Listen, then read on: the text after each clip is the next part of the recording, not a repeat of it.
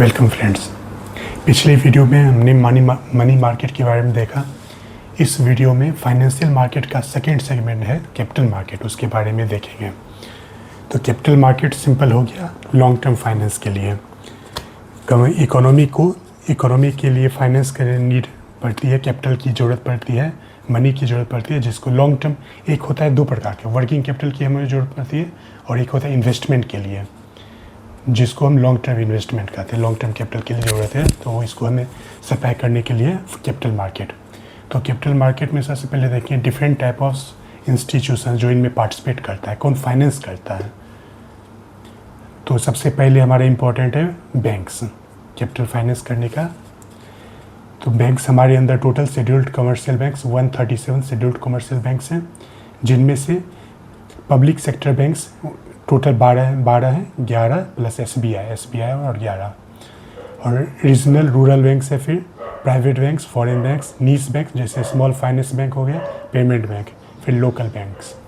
Banking में हमारे पास अभी 74% एफडीआई अलाउड है, जिसमें से 49% ऑटोमेटिक, 74% में 49% ऑटोमेटिक रूट्स है, और 49% से ज़्यादा इन्वेस्टमेंट करना है फॉर एफडीआई का तो अप्रूवल रूट है, आरबीआई का अप्रूवल लेना पड़ेगा।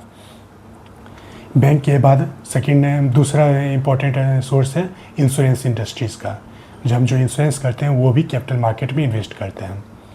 तो टोटल इंश्योरेंस फर्म अभी इंडिया में 58 है, जिनमें से 24 जो है लाइफ इंश्योरेंस और 34 जो है नॉन लाइफ से रिलेटेड है।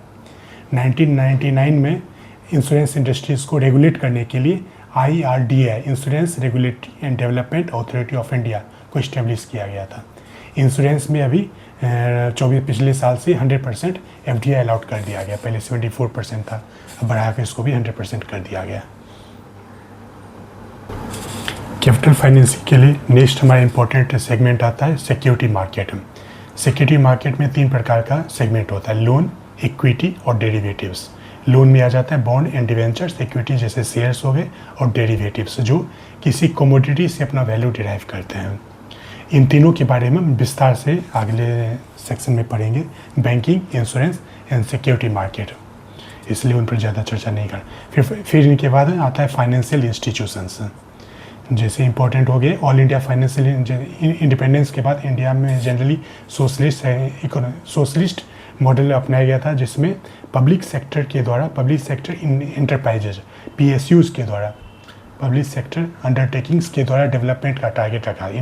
इनको डेवलपमेंट का इंजन माना गया था, और PSUs को फाइनेंस करने के लिए कुछ ऑल इंडिया फाइनेंशियल इंस्टीट्यूशंस बनाए गए थे जो इनको फाइनेंस करते थे। जैसे हो गया IFCI, industrial finance corporation of India, फिर हो गया ICICI, industrial credit and investment corporation of India, IDBI, industrial development bank of India, SIDBI, small industries development bank of India, IIBE, industrial investment bank of India. लेकिन जब reform आया 1992 reform के बाद, ये सभी काम देखते हैं कि यूटिलिटी थोड़ा कम होगी, इन सब का मतलब एफिशिएंसी कम होगी, इन्वेस्टमेंट हो गया वो सही से काम नहीं कर पा रहा था इन्वेस्टमेंट का। तो उसके बाद धीरे धीरे फिर डेवलपमेंट फाइनेंस इंस्टीट्यूशन पे गवर्नमेंट इनको भी कन्वर्ट करने लगी as a development financiers. Bank से जैसे ICICI हो गया, ICICI बैंक से मर्ज कर दिया गया, फिर IDBI को भी इस IDBI बैंक से मर्ज कर दिया गया।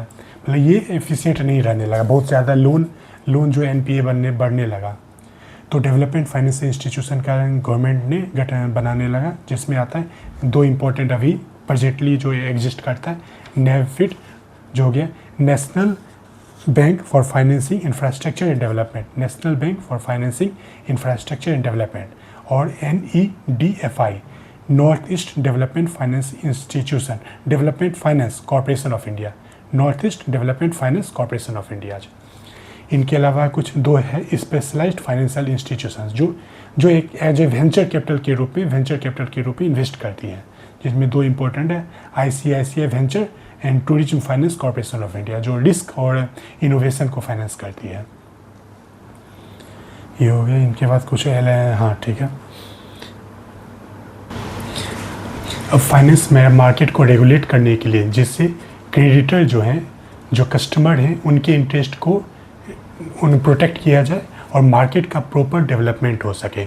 इनके लिए कुछ रेगुलेटरी एजेंसीज हैं जो अलग अलग सेक्टर को रेगुलेट करती हैं, जैसे RBI हो गया, generally banking and credit sector हो गया, SEBI हो गया, सिक्योरिटी मार्केट या investment sector, IRDA, insurance regulatory and development authority, insurance product को रेगुलेट करती है, PFRDA, पेंशन प्रोडक्ट का pension fund regulatory development authority, pension fund को रेगुलेट करती है, FMC, फ्यूचर मार्केट कमीशन, जो FMC, जो ये अब FMC को SEBI में मर्ज कर दिया गया है, 2015 में ही FMC को SEBI में मर्ज किया।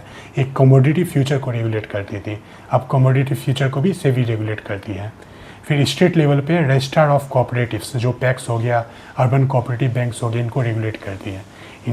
अब यहाँ पे इनका जो मैनेजमेंट को रेगुलेट करती है रजिस्ट्रार ऑफ कॉर्पोरेशन, लेकिन इनके भी क्रेडिट सिस्टम को रेगुलेट करती है RBI, मतलब इन पर भी डुअल रेगुलेशन जनरली चलता है। फिर क्वासी रेगुलेटरी कुछ बॉडीज हैं इनके अलावा, जैसे हो गया NABARD, national bank for agriculture and rural development, जो RRB, रीजनल रूरल बैंक को NABARD रेगुलेट करती है, ध्यान रखिएगा। फिर state cooperative banks and district central cooperative banks, cooperative banks का तीन लेवल पे होता है, विलेज लेवल पे पैक्स हो गया, डिस्ट्रिक्ट लेवल पे DCCB, district central cooperative banks, and state level पे शेड्यूल्ड कमर्शियल बैंक्स, इन दोनों को डायरेक्टली NABARD रेगुलेट करती है। फिर नेशनल हाउसिंग बैंक्स है, फिर SIDBI है, small industries development bank of India, ये regulatory and quasi regulatory body है कुछ।